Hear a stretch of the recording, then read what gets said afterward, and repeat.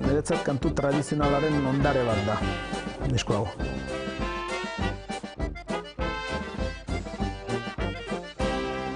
Eta tira eta tumba da, oantxu arte jendeak kantatu duen estribilo bat. Behar bada igual ez zuten jakingo karlista detakoa garaikoa zenik, baina nik gaur egun ere galdetu dieten jende gehiena kantatzen du. Eta tira beltzari, askotan gero, eta tira eta tumba belarri motxari edo guardi zibilari edo kantatu izan du herriak, baina oso ezaguna da, behar ba ezagunenetako bat. Eta bueno, horrexegatik jarri diogu izenburu hori.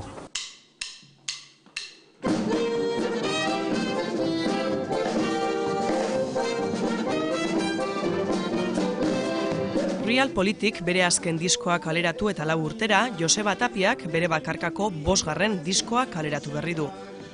Disko desberdina da aurrekoekiko bereziki instrumentalki, inoiz bere kantuetan erabili ez dituen haizezko instrumentuak erabili baititu. Hala ere oinarriak trikitia izaten jarraitzen du. Karlistadak ditu izpide kasu honetan Joseba Tapiak, autore ezezagunen eta Serafin Barojaren hitzez, karlistadetan euskaldunek bizi izan zituztenak dakarzkigu.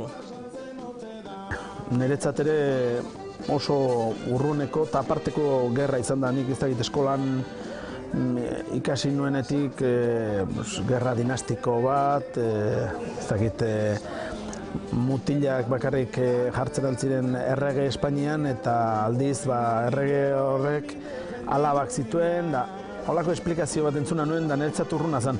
Naiz eta jakin Euskal Herrian gerra gogorra izan zela eta Euskaldunak hor atera zirela gerrara. Baina gero, bertsoiek irakurtzean beste realitate bat ikusten duzu eta batez ere Euskaldunak bi alderdietan ikusi nituen, ez? Bi alderditakoek euskeraz idazten dituzte beren bertsoak, alkarren kontra idazten dituzte, eta gainera serio ari dira, berotze lan bat egin zuten bertso hauek, eta azkeneako hainbeste asarratu ziren elkarrekin, da gerrara joan ziren, ez? Bi alderdi izango nuke, ez? Alde batetik Euskal Herria ulertzeko parada bat, aukera bat eskaintzen dute bertso horiek, oso ederrak iruditzen zaizkit, kantatzeko modukoak, eta bestalde gu hortara ere dedikatzen gara, gure ofizioa ere bada, eta gure folklorea eta gure kantutegi tradizionala berreskuratzen ere dihardugu.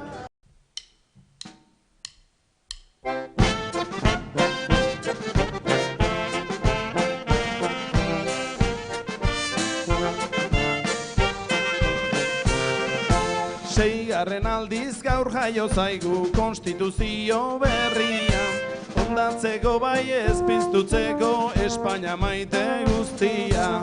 Gainera digu liberal batek esan nahirik egia, jaio orduko libertateaz ezkondu dala galaia.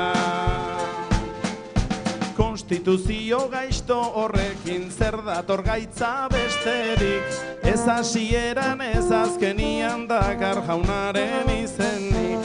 Nahi bada moro, nahi bada hereje, naiz erlijio bagerik, gizon dianak aberetzeko ez asmatu hoberik.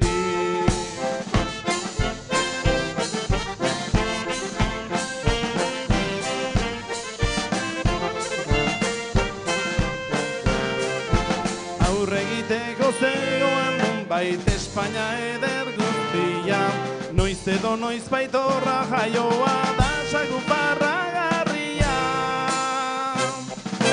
Libertadeak egilazkoak danak endurik onari, guztiak gorde gaiztoentzako bidea zabalberari.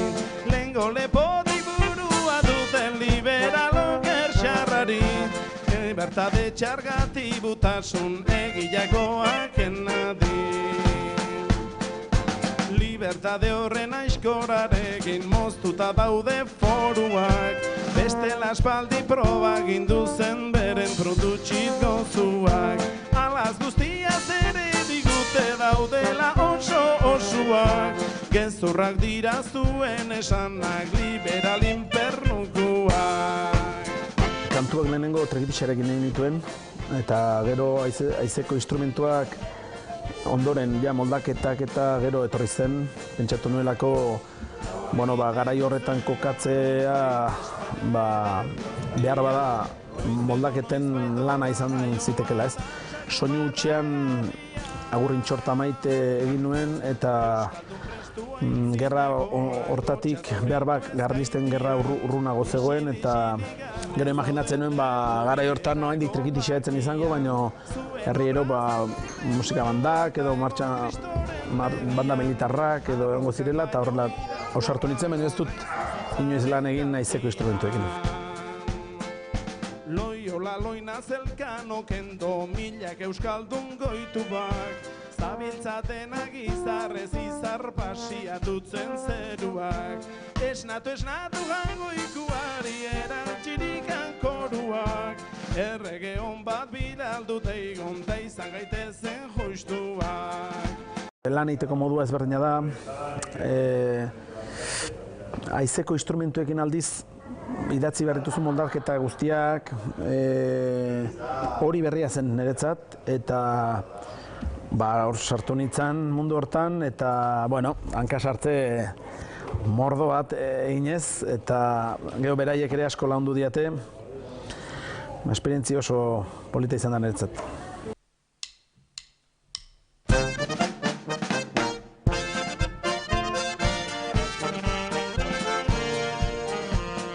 Apez fanfarro izen baitek, desafioa botaitek.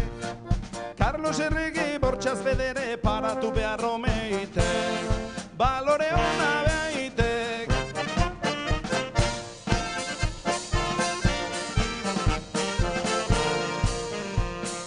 Apezak zer nahi dezuten, zu ez gerrege bilatzen. Partikularki Carlos etimoz ni orkez delaiko oroitzen, hori baizaiku txokatzen. Ez dire apeza bakarrak, baituzte lagun azkarrak. Haundimendiak ez galtzeagatik lehenko influjo eta indarrak, egin dire Carlos tarrak. Urte batzu badiraia, kanbio bat hartu zuen nire ibilbideak, ez? Eta pentsatu nuen kantagintza zela nire arloa. Kantagintzari eskaini behar niola, urte asko egin ditut dantzaldietan, eta oso pozik ibili naiz, baina beste behar batzuk nituen, da iruditzen zitzaidan kantagintzan aurkitzen nahi nuen hori, ez? Zer esateko, nik nituen kezkak asko zobeto agertzen ziren egungo eta lehen garai bateko idazleek idazten dituzten poesiekin oso gertu sentitzen nintzen da pentsatu nuen kantagintzari eskaini behar niola nire karrera. Kantagintzaren bi arlo horiek dauzka eta uste dut oso disko aktuala egiten dela. Ez dela bilduma hotz bat esango genuke. Aintzinako kantutegi baten berreskuratzea bakarrik. Uste dut oso aktuala egiten dela. Jendeak ulertzen du terminologia oso parekoa daukagu gaur egun ere, Borbondarrak, konstituzioa, Eliza atzerakoia, alde hortatik oso gertuko egiten da, eta nik uste ordungo euskaldunen pentsakera eta gatazkaura jendeak oso ongi ulertzen duela, ez? Oiu egin zuen zintzurrak larrutu arte, Viva, viva la libertad!